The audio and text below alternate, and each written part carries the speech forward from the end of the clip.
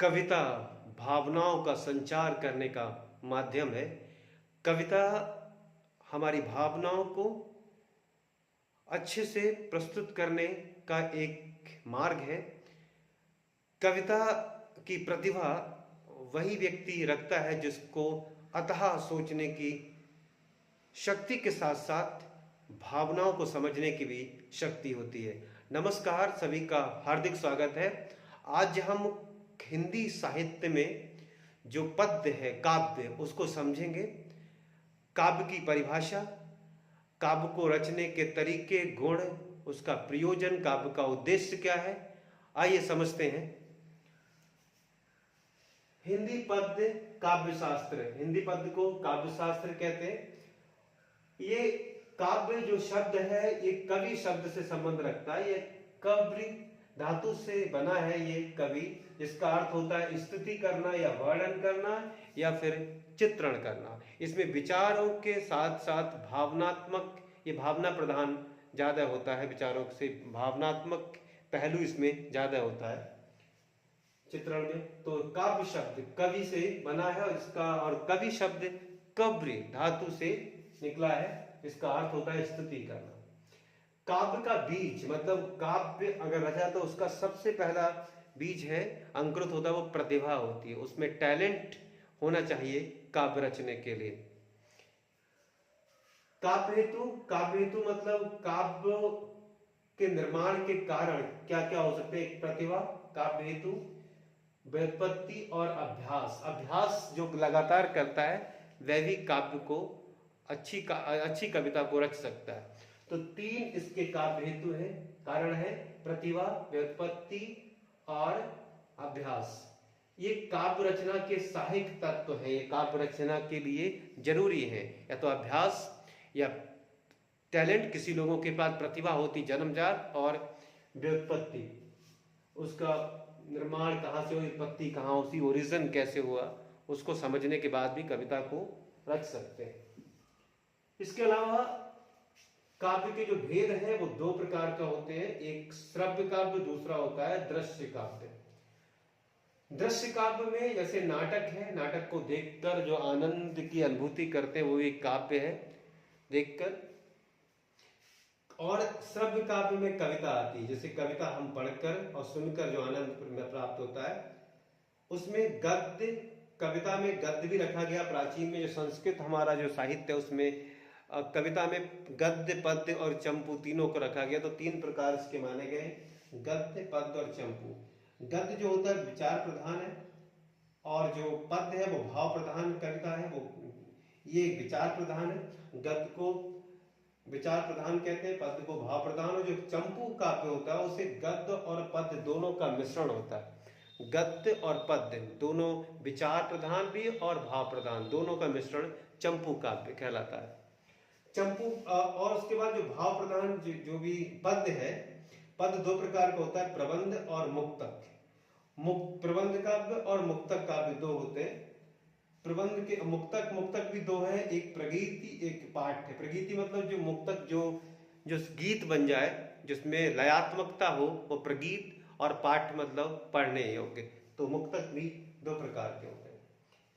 इस प्रकार से काव्य की आत्मा, मतलब काव्य के अंग कितने हैं, काव्यों में क्या किस किस चीज को रखा गया है। तो काव्य में पहले अलंकार इसका अंग है, जो भामा ने अलंकार संप्रदाय की रचना की 6वीं सदी में, और इनकी रचना है काव्य अलंकार। भामा ने 6वीं सदी में काव्य अलंकार एक शास्त्र की रचना की, काव्य शास्त्र की। उसमें अलंकार को उन्होंने परिभाषित किया है भामा ने।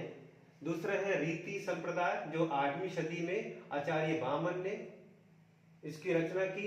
इनका जो रचन ग्रंथ है वो काव्य अलंकार सूत्र वृत्ति है आचार्य वामन का, जिसमें रीति संप्रदाय को बताया। रीति में हमने एक मार्ग, रीति एक ढंग, तरीका काव्य रचने का, मतलब छंद, जो हम कविता लिखने के जो तरीके हैं उसको उसमें रखा गया। रीति में एक ढंग, तरीका, मेथड, कविता कैसे लिखी जाए, जिसको हम छंद कह सकते हैं, रीति में आचार्य वामन ने।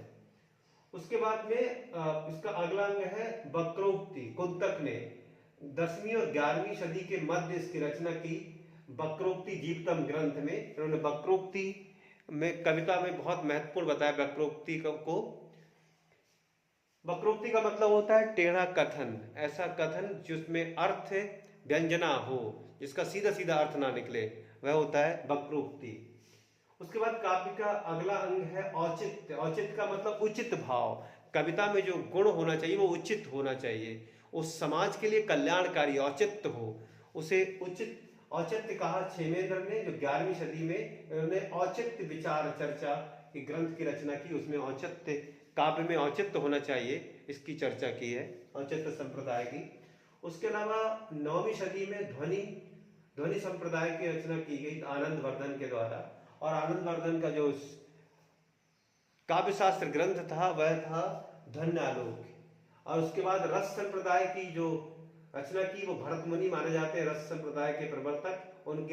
उनका जो काव्य शास्त्र ग्रंथ है वह है नाट्य शास्त्र। नाट्य शास्त्र में उन्होंने रस की चर्चा की है भरत मुनि जी ने। तो इस प्रकार हमने ये जाना कि काव्य की आत्मा अंग कितने हैं, 6 अंग माने गए हैं। ये 6 अंग माने गए काव्य की आत्मा भी कहते हैं इनको। इनके बिना काव्य को हम समझ नहीं सकते, अधूरा लगता है। उसके अलावा काव्य के गुण 3 हैं। एक ओज गुण है, वीर रस ऊर्जा का संचार जिसमें हो कविता में, वो ओज गुण वीर रस प्रदान होती है। प्रसाद गुण होता है जो सरल कविता होती है, सीधे सरल। और माधुर्य गुण जिसमें करुण और श्रृंगार रस का वह हो, मिश्रण हो, वह माधुर्य गुण होता है। तो 3 गुण होते हैं काव्य में, ओज, प्रसाद और माधुर्य। ये सर्वमान्य गुण माने गए 3। काव्य दोष मम्मट जी के अनुसार काव्य दोष भी 3 है, जो और भी लोगों ने उसके समर्थन किया काव्य दोष में। उसमें एक शब्द दोष, रस दोष और अर्थ दोष, 3 रस दोष माने गए। मम्मट ने अपने ग्रंथ काव्य प्रकाश में काव्य दोषों की चर्चा की है, 3 काव्य दोष बताए हैं, शब्द दोष, रस दोष और अर्थ दोष। उसके बाद काव्य प्रयोजन, मतलब काव्य प्रयोजन का मतलब है उद्देश्य। काव्य लिखने रचने के कुछ उद्देश्य होते हैं। आखिर काव्य को क्यों रचा जाए, क्योंकि काव्य केवल मनोरंजन का साधन नहीं होता, काव्य समाज के लिए एक दिशा देता है, समाज के लिए एक संदेश देता है, सकारात्मक संदेश कविता। तो काव्य का प्रयोजन अलग अलग कवियों ने अलग अलग परिभाषित किया है इसके प्रयोजन को। लोक कल्याणकारी कहा है भरत मुनि जी ने इसको, काव्य को लोक कल्याणकारी, लोगों का कल्याण करने वाला काव्य होना चाहिए। मनोरंजन व समन्वय, मनोरंजन का समन्वय और मनोरंजन का आचार्य रामचंद्र शुक्ल जी ने कहा है इसको, मनोरंजन और समन्वय काव्य का प्रयोजन उद्देश्य। पुरुषार्थ चतुष्टय, 4 पुरुषार्थों की पूर्ति होती है काव्य में, ये भामा ने कहा है काव्य को। यश और आनंद प्राप्त होता है, आचार्य वामन ने बताया है काव्य प्रयोजन, कि काव्य का प्रयोजन यश और आनंद होना चाहिए, सबने अलग अलग परिभाषित किया। लोक मंगल की कामना से रचा हुआ काव्य हजारी प्रसाद द्विवेदी ने कहा कि इसमें लोक मंगल मतलब लोगों का मंगल, लोगों का कल्याण होना चाहिए, ये लोक मंगलकारी बताया डॉक्टर हजारी प्रसाद द्विवेदी जी ने। और बहुजन हिताय स्वांता सुखाय, ये तुलसीदास ने बहुजन हिताय बहुजन सुखाय काव्य का प्रयोजन होना चाहिए, ये तुलसीदास जी ने कहा है काव्य को। और मनोरंजन केवल आनंद वर्धन ने इसे केवल मनोरंजन का साधन बताया काव्य रचना को, वो आनंद वर्धन ने। तो अलग अलग काव्य शास्त्रियों ने अपने अनुसार काव्य का प्रयोजन, और दिनकर जी ने इसे काव्य को शिक्षक बताया कि काव्य एक समाज में शिक्षक की भूमिका निभाता है, ये रामधारी सिंह दिनकर जी ने इसे शिक्षक बताया। तो इस प्रकार ये काव्य का प्रयोजन है। तो हमने जाना काव्य की आत्मा, काव्य हेतु मतलब काव्य के रचने के कारण, काव्य के अंग, काव्य के भेद, काव्य के गुण क्या है, और काव्य के दोष और काव्य प्रयोजन के उद्देश्य अलग अलग काव्य शास्त्रियों के द्वारा। फिर मिलते हैं, नमस्कार, जय हिंद।